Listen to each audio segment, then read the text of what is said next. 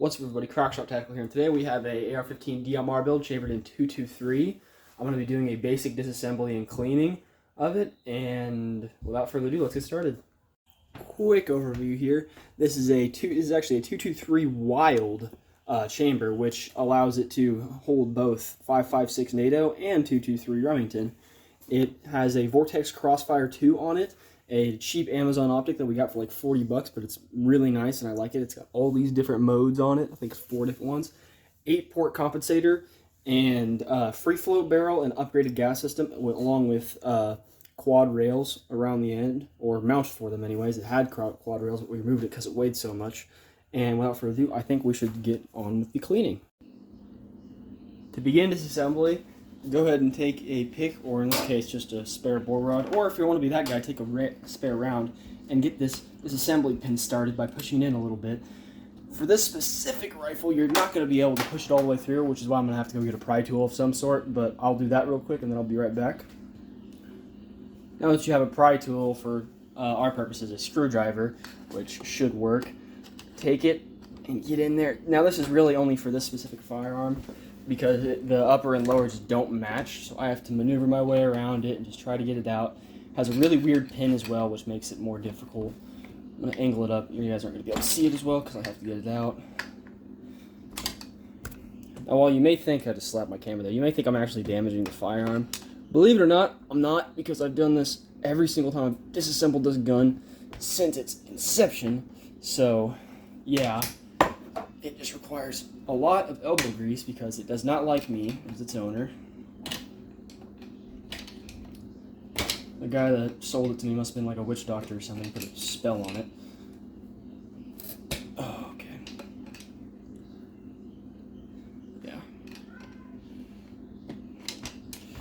Once you get it most of the way out, probably just pull it. I'm going to pause it once I get this thing out, just because it doesn't want to come. Now that I've retrieved a second screwdriver to pull that pin out, I suggest you do the same with this one.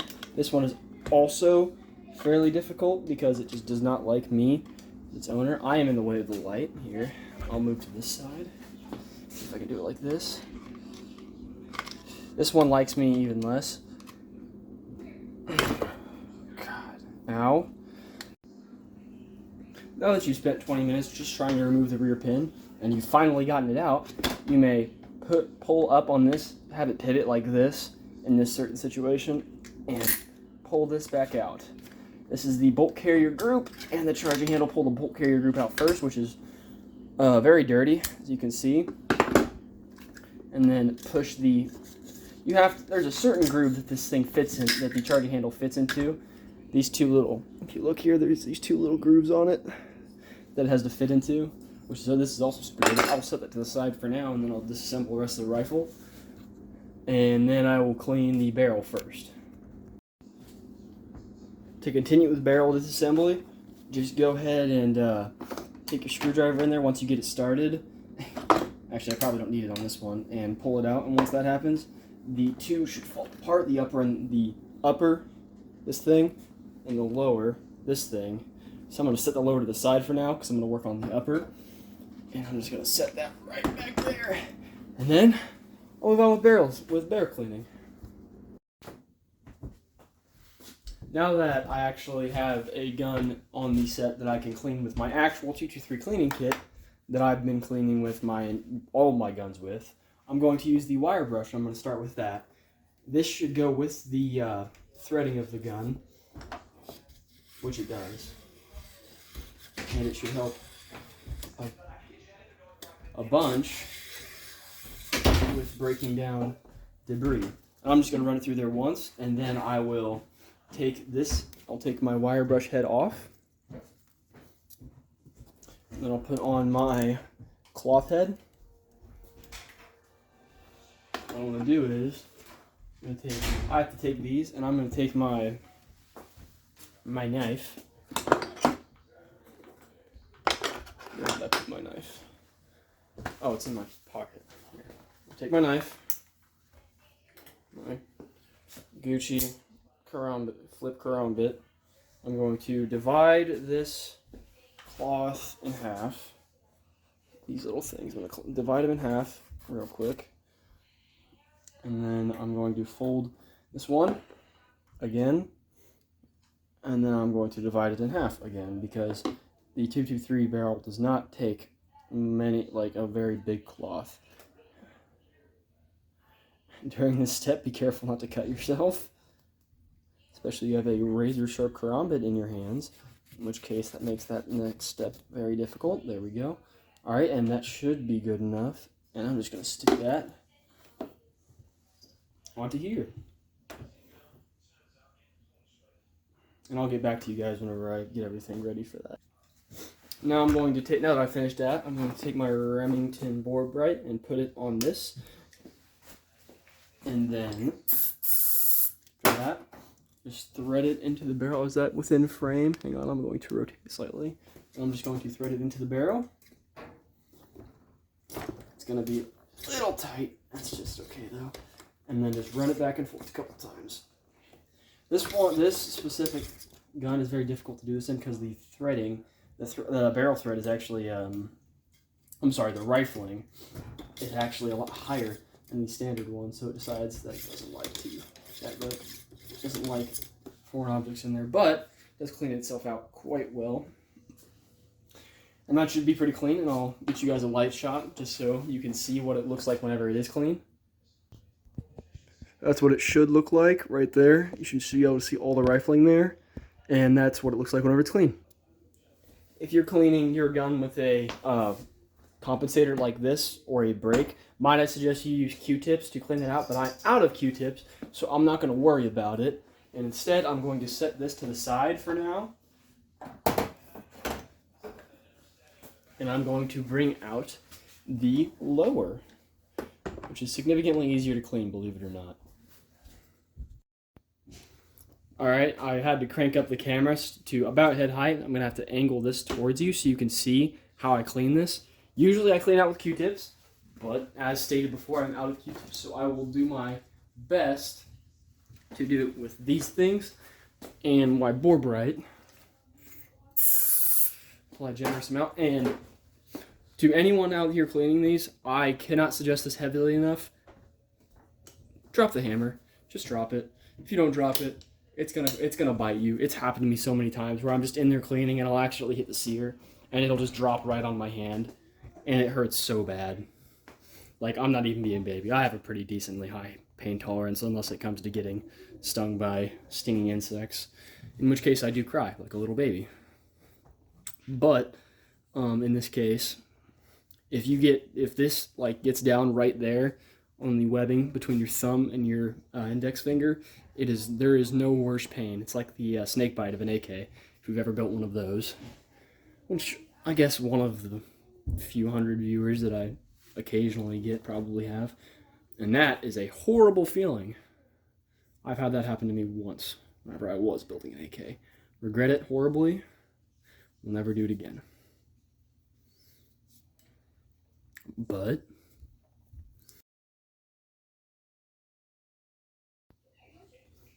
don't just love audio bugs, but I have finished with this, and I'm going to set that to the side now. I'm going to take my bolt carrier group and charging handle, and I'm going to start cleaning those. Let me adjust my camera angle, and I'll be right back with you. Now that we're back down to ground level, I'm going to take my bolt carrier group. I'm going to take a gun cotton cloth, and I'm going to extend the bolt there, and I'm just going to wipe around the, I call it the neck, some people don't. And then once you finish cleaning the neck, I just move on to the bolt face there. I would usually do this with Q-tips. I don't have Q-tips. I don't really care. It'll be fine. Now, once you do that, I'm going to roll this up in order to, because it's like the big part that I use Q-tips for. I'm going to attempt to stick it in this little hole right here, this little cam groove. The camera would focus because it's out of the lighting. This little cam groove right here. And I'm just going to stick the rolled up paper in there. I'm just going to twist it around because that gets really gross. Yeah, as you can see, that gets really gross. Then I'm going to push it back. I'm going to do the same thing to the other one. I've heard complaints about people whenever I just push that back. I've heard complaints whenever I worked at a gun store before, whenever I did that. And I just told them to shut up straight to their face. To be straight up with you, I didn't have the customer service skills. But, yeah. Like, because that doesn't damage. They're like, oh my god, it damages the firearm. No, it doesn't. It doesn't. It's literally what it is. It does that a lot more violently than I do whenever the gun is in motion. So if I hear one more person complain about that, I'm gonna freak out. And I'm just cleaning the rest of the bolt at this point. It's pretty straightforward, if you ask me. It's not that difficult. Make sure you get everything. Now, if I had Q-tips, that would be this little hole right here. This is what the gas interface is within. It goes in there, and it goes through there. And it does a whole lot of stuff. But I'm not going to bother nerding out on you guys with the science. I might do a tutorial if you guys really ask for it, like on how certain guns work. But I'm not going to do that today. If I'm just going to attempt to clean it out, I can't really do much with it. But if I had Q-tips, that'd be the first place I'd go. Alright, that's about clean. And then once that's clean, get a fresh gun cotton rag and move on to my charging handle. Charging handle is super important. Just get the inside, this little indent here clean. If you get that clean, it should be relatively fine. As long as that's clean, the gun will ride smoothly. If it's not clean, you might have issues if it gets built up in there enough. That and this hole at the front, those need to be pretty clean. I wouldn't say necessarily unless it jam, or else it'll jam, but if you leave it unattended for long enough, just like any gun, it will jam. And if I hear, oh, but the AKs, I will jump through the screen at you. Don't test me. Oh, yeah, see, that one was really gross because that's where the gas passes through. But other than that, I think it's good. I'm going to clean off the top of it here, just so carbon doesn't build up, because I like it whenever it looks nice and clean. And then I'm going to move on to reassembly and lubrication. I'm going to start with lubricating the lower section. And literally all you do is just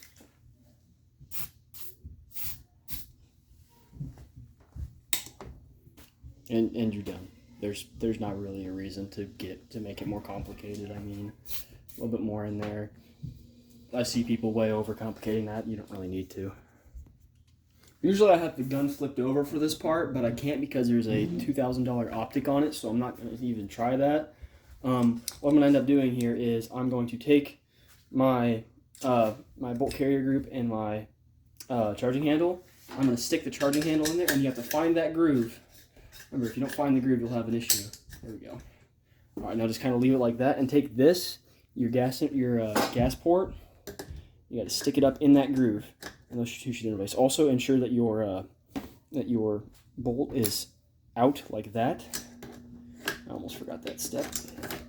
Now, before I put both of those in, we take my lubrication and just kind of across the side because I can. That doesn't really function a whole lot of performance, so I'm going to do it on the other side too. It's not super big on performance. I'm going to do it on the top. You know, it's non-reciprocating, it can help. And then push that in a little bit. There we go, so the bolt interfaces. I think that's about good. I did forget to take, like, inside of here, there's these, inside of the, where the bolt locking lugs lock up, there's these little cleaners that you use to clean them. I didn't clean it because I only shot like 3 or 4 rounds through it, and they don't really get super dirty until after that. I do have a protectant seal on it, so I'm not super worried about it. And then after this, I'm just going to reassemble the gun.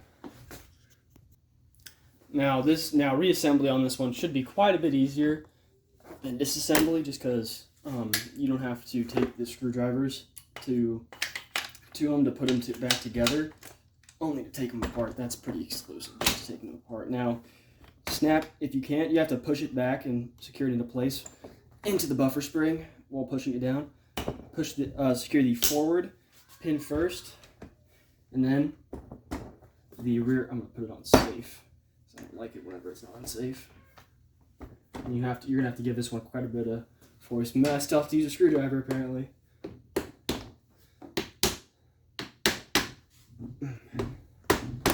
There we go. Alright, little violent. Don't do that if you have the choice, but it's going to be fine. It's just a screwdriver. It's a rubber head. It'll be fine. And I think that's about it. I need to resight this optic in just because I haven't had the chance to since I moved, and the safe may or may not have fell over. There was a mattress in the safe, but other than that, it's fine. And I do believe that's it. Alright, well, I think that's about time to wrap it up for this video. If you have any questions, leave them down in the comments below. Any suggestions, leave them down in the comments below. If, you have any, attachment suggestions for this gun, please hit me up. I will gladly, do that. It does not have a threaded barrel, unfortunately, just the 8-port compensator. But, until next time, I gotta go start packing mags for my next range day, so I'll see you guys later.